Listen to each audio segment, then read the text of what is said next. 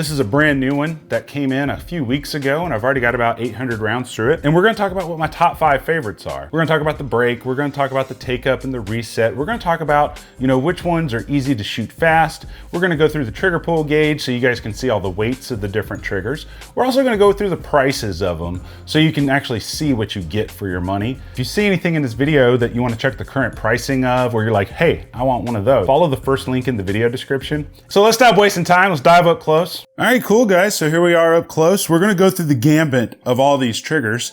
We're gonna look at the take up, the break, and the reset. We're also gonna do the trigger pull gauge, see what kind of relative weights we can get. Now, one thing you should understand is, of my top 5 favorite triggers, I typically have multiple triggers in each one. They're just slightly different. So we're gonna test them all just to make sure that we're doing this correctly. Now, this was the very first AR build that we ever did on the YouTube channel. They did this build in, I believe it was December of 2016, just about 7 or 8 months after starting the channel. This was their basic unit, and it's just a straight bar. It's a nice, easy drop-in system. Let me show you. And so it's just one encased little system. It just drops right in. You put your pins through, and it does have 2 little bolts down in it. You can adjust with an Allen wrench, and it puts upward tension on it so your pins won't back out. And so because it's a single stage, you're not going to have any take up, so there's no slop in it. You're at the wall.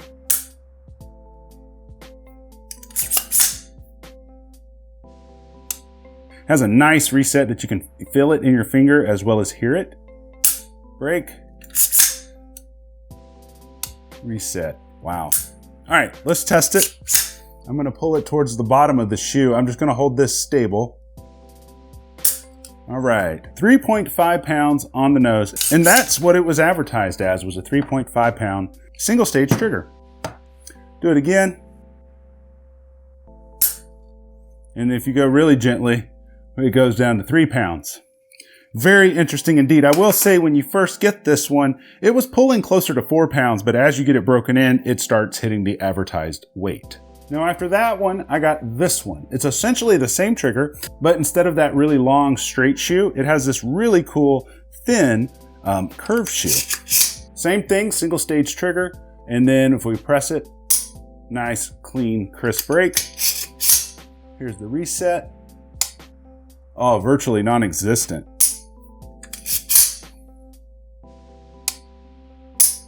Very nice. All right, so let's go ahead and do a trigger pull test on this one.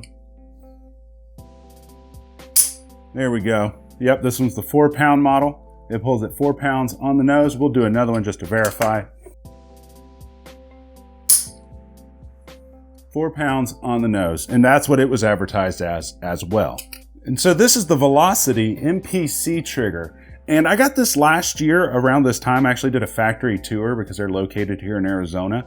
Met the owners, they're a family-owned business, and this was their new product back then. Now back then, they didn't make any triggers for 9mm, but now you can get this one for your standard ARs, or you can get this for a 9mm AR. From what I've been told from other manufacturers is the 9mm, the standard drop-in triggers typically don't work on 9mm platforms because of the way that the bolt reciprocates and velocities. So you do have to get 9mm specific for a 9mm AR, but I wanted to tell you that these are now available for 9mm.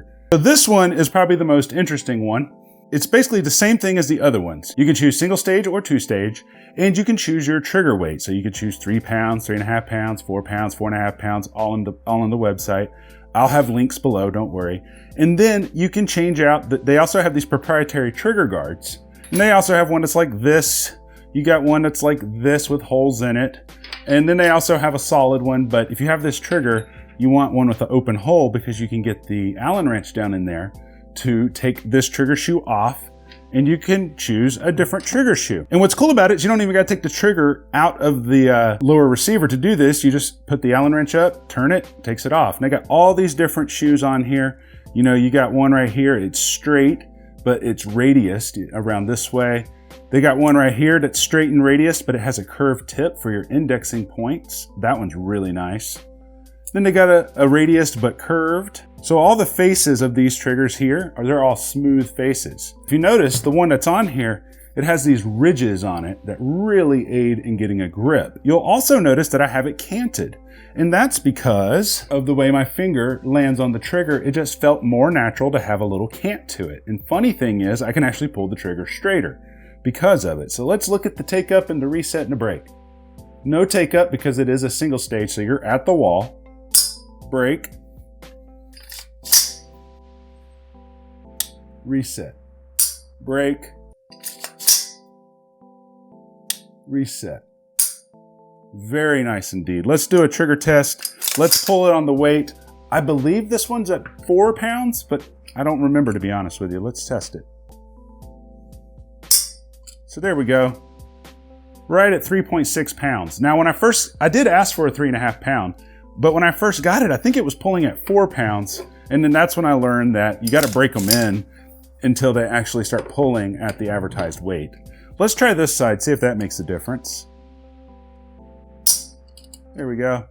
3.5 pounds, almost on the nose. So that's velocity triggers. I'll make sure to put links down below for that, but let's look at the other ones that I have. This is my Geissele trigger. I do have 3 of these total. 2 of them are single stage, 1 of them is a dual stage. The dual stage is actually uninstalled right now because I was testing another trigger, but it's really nice as well. It's basically the same thing, but it's 2 stages.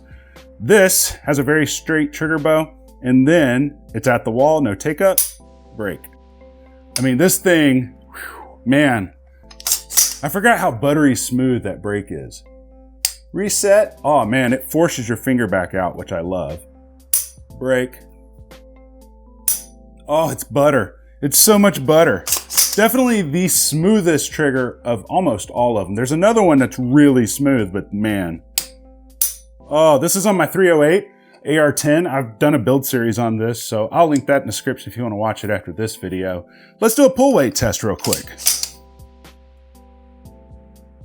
Oh, no, I was wrong. That's like 2.1 pounds. Try that again. Yep. Okay, that one's 2.5. So between 2 and 2.5 pounds is what that one pulls. Now this is their 3-gun trigger.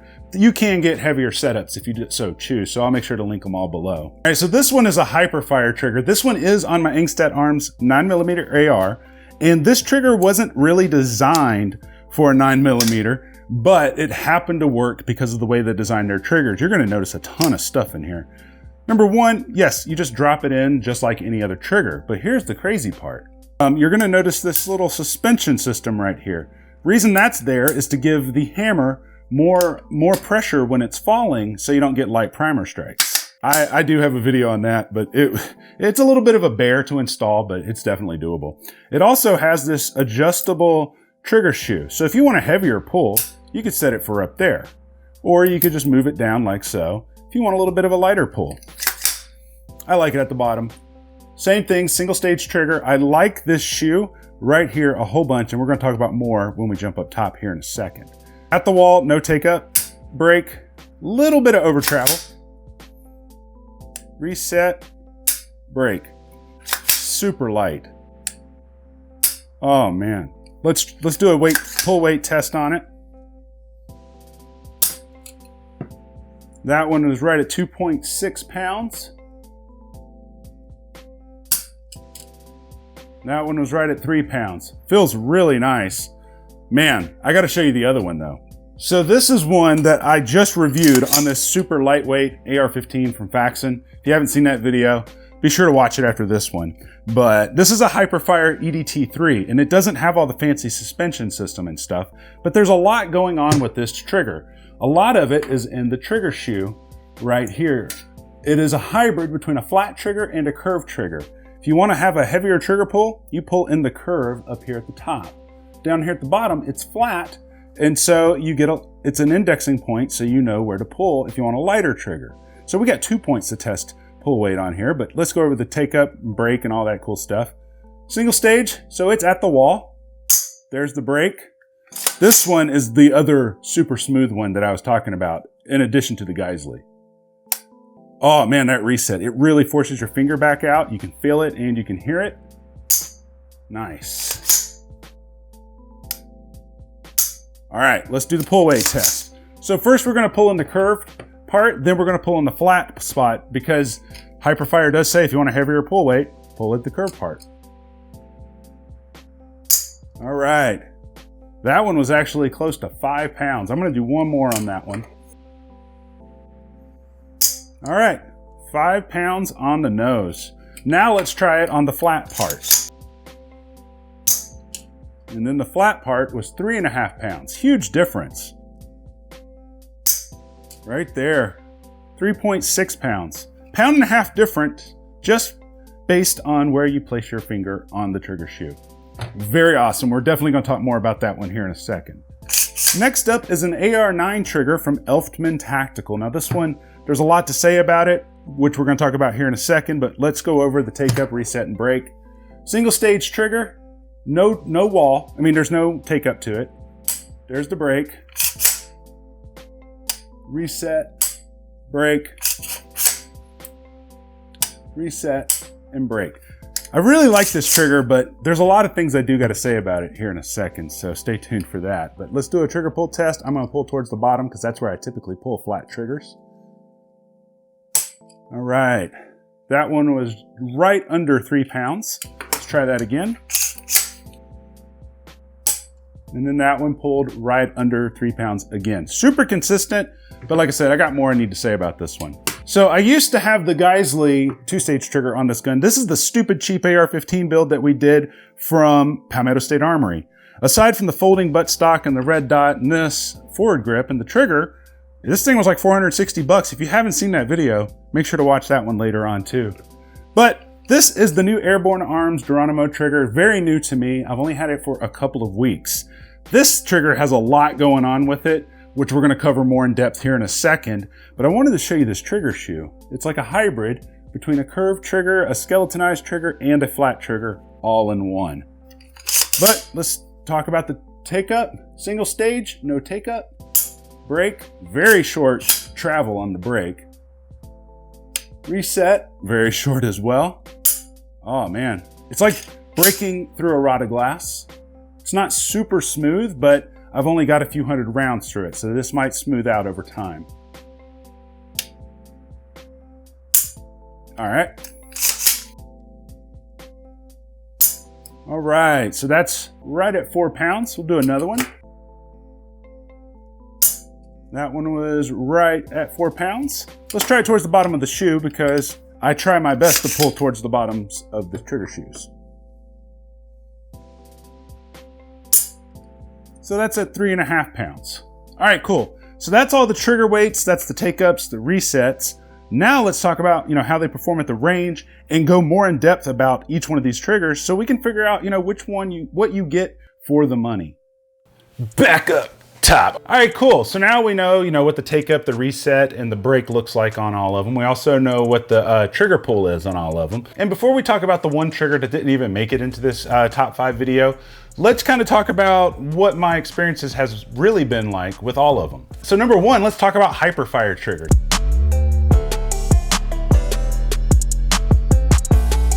Is the most budget friendly pretty much of the bunch. Is in regards to their trigger lineup. They got the straight trigger, which was my first one. They got the curved trigger, which was my second one. And then they got the one that has the interchangeable shoes. And that's the most expensive of them, and which makes sense because you can change out the trigger shoes. The only ones that I have tried are single stage. I do believe you can get them in dual stage as well. And every single one of them has ran like a tank. I've lost count of all the rounds that I put through them, but I do have 3 of them. They just seem to always work. I've drop tested them, slamming the butt stocks on the ground to make sure that they don't go bang when they shouldn't go bang. The best part is though, they're in a good mid-range of affordability. There's a lot of times where there's sales with these triggers and you can get like the trigger and the lower parts kit combined for like 120 bucks. I've seen that. I'll look for those and I'll try to link those down below if that's something you want to look into. To me, they just seem like one of the best budget options. It's not quite cheap, but it is super affordable, if that makes sense. One of the downsides though, I think, is the fact that you can't change your trigger weight, which a lot of triggers are like that. So that's gonna be a con for any of them that don't, but they aren't adjustable. But you can choose different levels of trigger weights that you wanna order. Now on their lower end, you can get them for about $120 when you find them on sale. And it's not really a low end trigger, it's just they're straight shoe, light triggers. Amazing for the money and no malfunctions as of yet.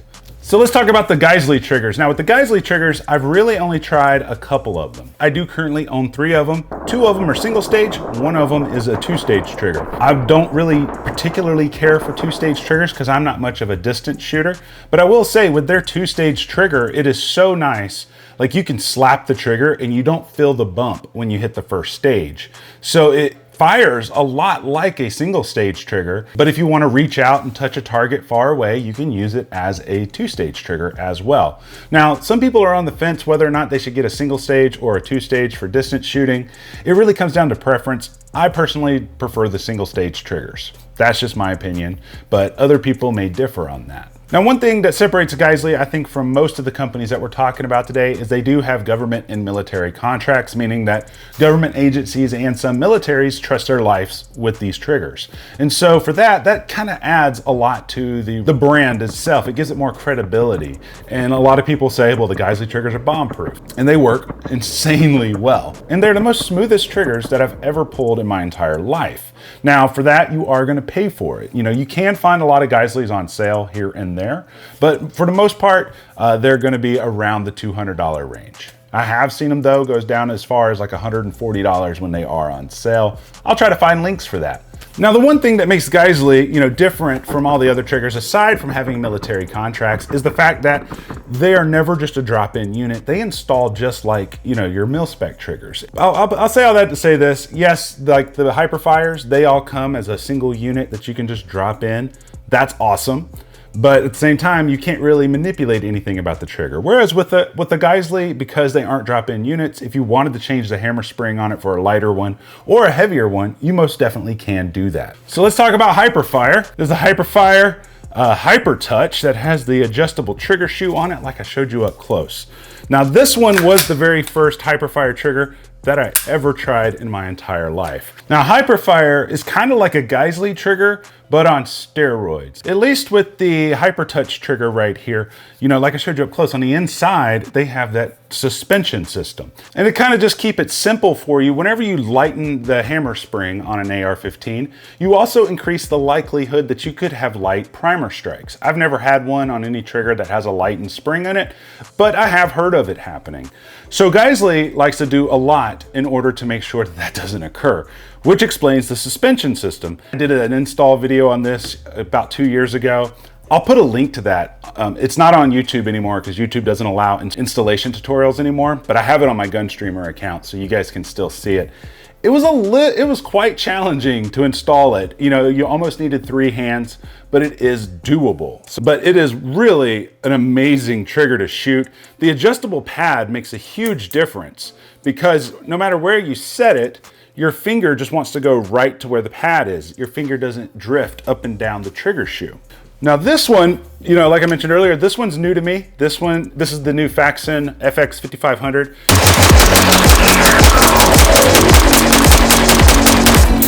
The AR-15 that weighs like, I don't know, 4.9 pounds or something like that. I'm really digging this thing. It's so light. But this is also a Hyperfire like I showed you up close. One of the things about this little trigger right here is they can be had for like 99 bucks before any like promo codes or anything.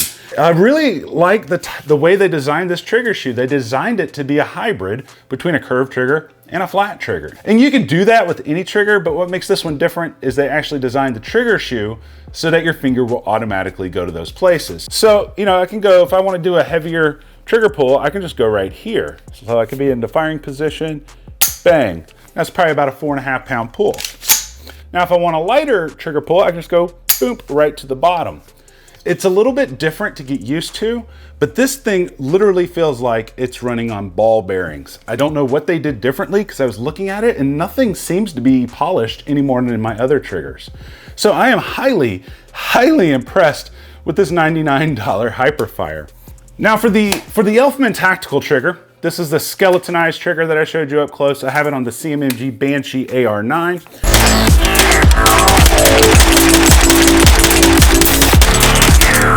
One thing that's interesting about this trigger is it feels great, but it also has this weird feeling in it. And I think it's due to the skeletonized nature of the trigger shoe. Now this trigger can be adjusted from 4 pounds down to 2 3/4 pounds, and you just use a little Allen wrench that's included with it to make those adjustments. And all the instructions are provided once you get this. It is a single drop-in unit, so that's really nice, so you don't got to fiddle with a ton of stuff, and it's adjustable. Now the one thing that I don't like about this trigger is that the website states that there is 0 over travel. But if you watch right here, I can keep traveling. See that? Maybe there's an adjustment in there that I haven't seen, but I've looked at it and I can't seem to find it. What you should know about this particular trigger is it is specifically designed for the 9mm ARs. There's been quite a few people that have went out and purchased just standard drop-in triggers for 9mm ARs and have had a lot of hammer follow, or the bolt carrier group beat up the hammer shoe because it was moving too fast. So this one has been specifically designed for the 9mm AR platform. It has worked really well for this platform. Also note, although it's not designed for the 9mm, this Hyperfire HyperTouch will also work with 9mm ARs, and I've had 0 issues. Now, one thing that I did notice is with this skeletonized trigger shoe, you can tell it's really light to pull it. Feels really nice, but because it has this like hollowed out design, when the hammer actually falls, I can feel vibrations kind of reverberating throughout the trigger shoe because there's not that much material there to absorb the vibrations. So you just got to keep that in mind. Yeah, I can feel. It's almost like when you hit like a bell, and it's like bong. It's very slight, but I can feel it in a skeletonized trigger shoe versus a solid trigger shoe. Now this trigger is probably the most feature-rich trigger of the ones that we have tested here. With this one, there are so many things that you can adjust with it. It has what they're calling IMSAT technology, quote unquote. And what that essentially stands for is modular shooter adaptive trigger technology. And all that really means is there's a bunch of ways you can adjust it and adapt it to the shooter. So when you get it, you know, it comes with this trigger shoe right here, but they have other trigger shoes that you could purchase if this one doesn't really fit your fancy. You can also adjust the trigger weight. You can also address how far forward the trigger shoe sits and how far back the trigger shoe sits. That's pretty awesome. In addition to being able to adjust it, they also include 2 different trigger hammer springs. Therefore, you'll be able to, you know, kind of fine tune the weight if you so choose to. Now, I really like the design of the trigger shoe. I really like how it is a flat trigger, but it also adds a little curve right here, and it's just a little bit more ergonomic on the pad of your finger when you're going to wrap your finger around, and sometimes that edge can kind of put a little callus on your finger, which is fine. We can all toughen up, but it's nice if you don't have to. So, but this trigger has most definitely 100% impressed me. So now let's talk about the one trigger that didn't make it into today's video. Now, I have a bias towards flat triggers, and this one's not flat, but I'm gonna try to put that bias aside so I can tell you why I don't like this trigger. This one is the CMC drop-in trigger. This is a single stage trigger as well. There's the brake. There's the reset. Pulls at about 3.5 pounds. And you're probably saying, well, why didn't it make it in today's video?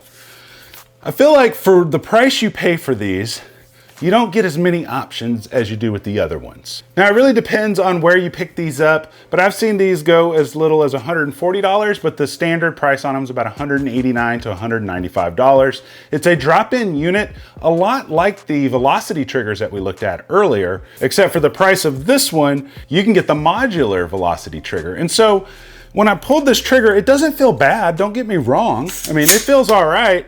But for me, it just has a little bit more of a jerkiness in the trigger pull than the others do. It's not as smooth. And I think for the money, you should get a little bit better. Now, just a heads up about my experience with CMC triggers in general. The first CMC trigger that I ever reviewed was the Glock trigger that they have, and it drops in.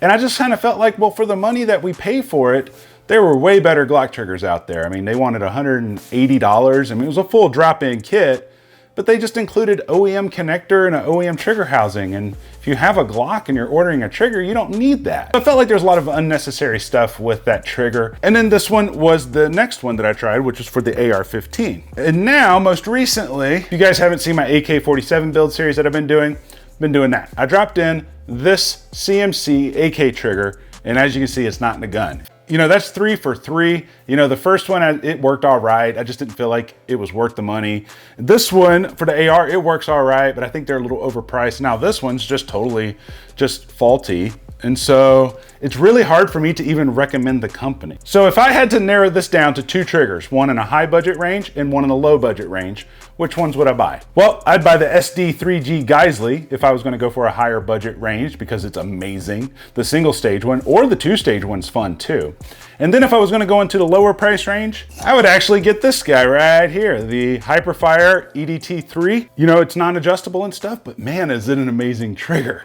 Love it to death. Let me know down in the comments section below, which one of these was your favorite, or which one did you think was the best bang for the buck? I'd love to hear your feedback about it. But if you want to watch another cool video, I have this video right here about how to choose your bolt carrier group for your AR-15s. And then I'm working on one right now for AR-15 barrels and how to choose them. Turns out AR-15 barrels are there's a lot to know about them. So I'm trying to make sure I do the video justice, but that'll be out here shortly. But until next time, guys, you know the drill, like subscribe or whatever. But until next time, guys, you stay sexy and I love you.